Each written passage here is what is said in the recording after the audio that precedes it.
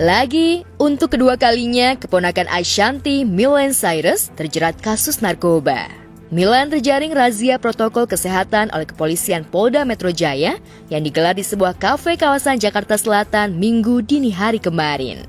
Usai menjalani tes urin, Millen yang pernah direhabilitasi karena pernah terjerat narkoba itu, kedapatan positif mengkonsumsi zat adiktif jenis benzo. Selain Millen, ada 3 pengunjung lain yang juga dinyatakan positif benzo dan ekstasi. Millen dan pengunjung lainnya yang positif narkoba jenis benzo pun akhirnya harus berurusan dengan polisi dan statusnya kini ditahan di Polda Metro Jaya.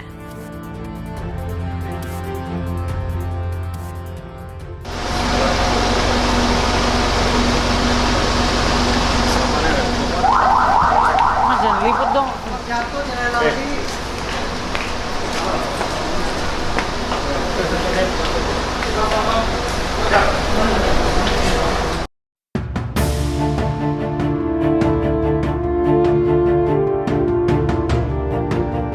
Sebelum tertangkap untuk kedua kalinya, November 2020 lalu, selebgram bernama asli Muhammad Milendaru Prakasa Samudro ini pernah terjerat kasus narkoba.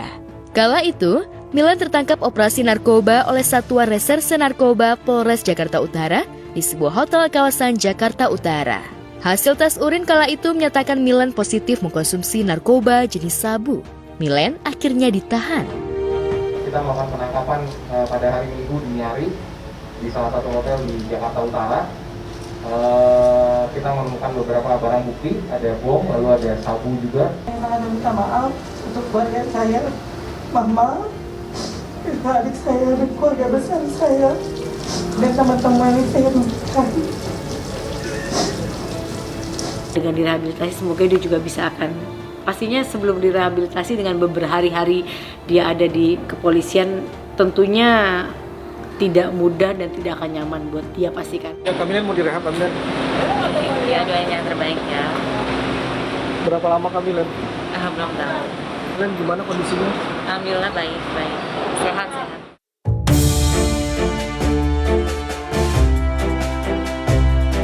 Setelah melalui proses penyelidikan di Badan Narkotika Nasional atau BNN, Millen akhirnya mendapatkan rehabilitasi.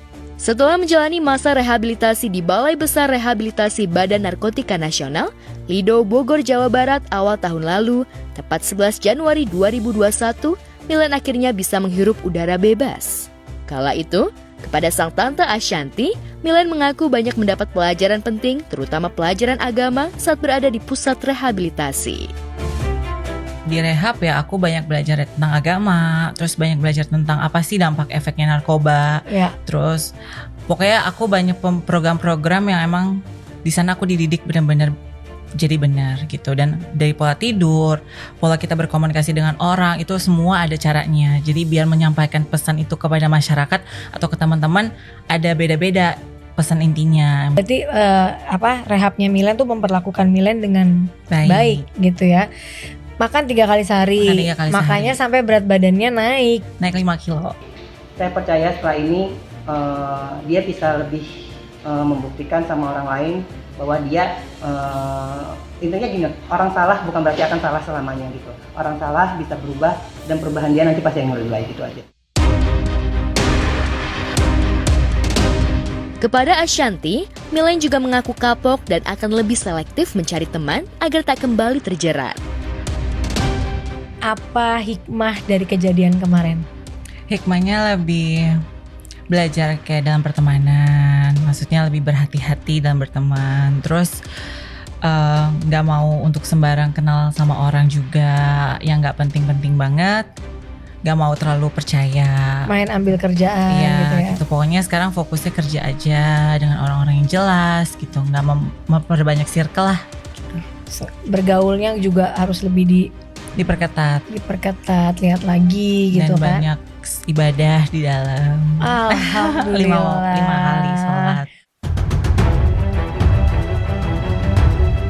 Ironisnya, belum genap setahun janjinya pada sang tante, Millen kemarin kembali harus berurusan dengan polisi. Janji mulianya seolah hanya manis di mulut saja. Ya, tertangkapnya Millen untuk kedua kalinya jelas mencoreng marwah keluarga besar Ashanti. Lantas, akankah keluarga besar Milen terutama Ashanty dan Lisa Natalia kembali memberi dukungan moral untuk Milen? Atau sebaliknya, mereka ajak membiarkan Milen bertanggung jawab sendirian tanpa support dari keluarga yang sudah jengah dengan ulah Milen? Apalagi saat ini kondisi Ashanty tengah terpuruk sakit usai menjalani masa kritis karena COVID-19. Walaupun, tapi nggak banyak loh orang yang ngerasa kayak keluarga kita gitu. Tapi walaupun kita kadang tuh di keluarga kita tuh kalau udah berantem kayak bom meledak gitu, bisa gimana gitu. Tapi di saat ada yang kena musibah itu semuanya tuh walaupun pasti ada dalam ucapan ben aja kalau kamu nggak ini nanti kalau kenapa-napa udah deh urus sendiri apa suka gitu kan gitu. Tapi kalau udah kena kayak kemarin, kamu merasa nggak bahwa emang keluarga tuh ya segalanya gitu. Paling berasa banget apalagi dengan kasus yang kemarin kan. Keluarga emang benar-benar nge-support. Pokoknya aku malah di dalam tuh kayak kok teman ngejauh. Kelihatan lah siapa yang dekat siapa enggak. Intinya aku lebih banyak sekarang untuk bersama keluarga terus. Udah nggak mau, pokoknya udah nggak mau. Apa kan dulu teman maksudnya lebih banyak mainnya dibandingkan bersama keluarga kan. Even tinggal bareng sama mama gitu. Cuman sekarang udah nggak mau lagi deh yang aneh-aneh.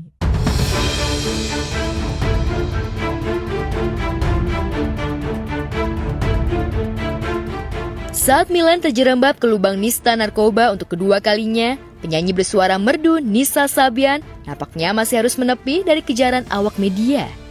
Tak bisa dibayangkan bagaimana pemilik suara merdu yang karib lewat tembang solawat penuh cinta ini hari-harinya sulit bergerak sekedar untuk keluar rumah saja.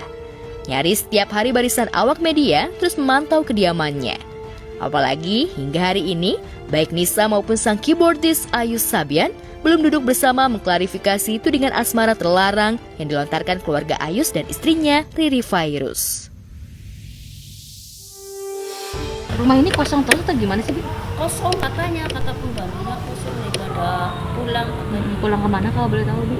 Nggak tahu, katanya ke Pluit apa? Iya benar, mereka memang sudah tidak satu rumah lagi sejak Januari 2021.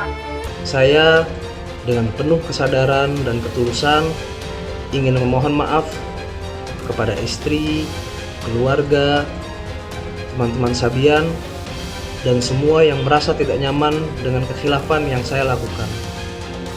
Mohon doanya, semoga saya bisa menjadi lebih baik lagi ke depannya. Ada khilaf dan dosa itu dah tempatnya pada manusia. Karena saya nggak tahu kalau dia udah berhubungan.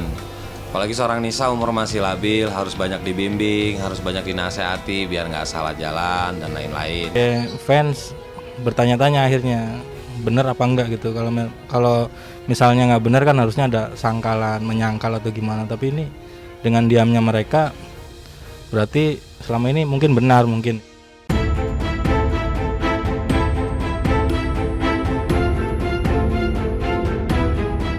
Di tengah persembunyiannya Nisa Sabian, netizen justru terus berspekulasi. Belakangan, beredar sebuah postingan berupa kalimat penuh nada kepasrahan menerima ujian dari Tuhan.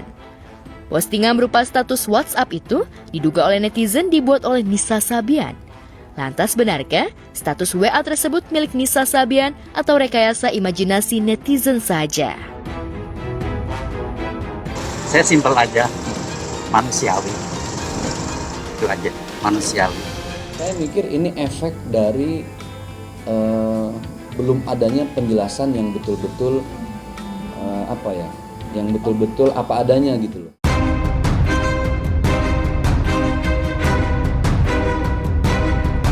Ya, apapun mengenai ungkapan langsung dari Nisa Sabian masih berkabut misteri.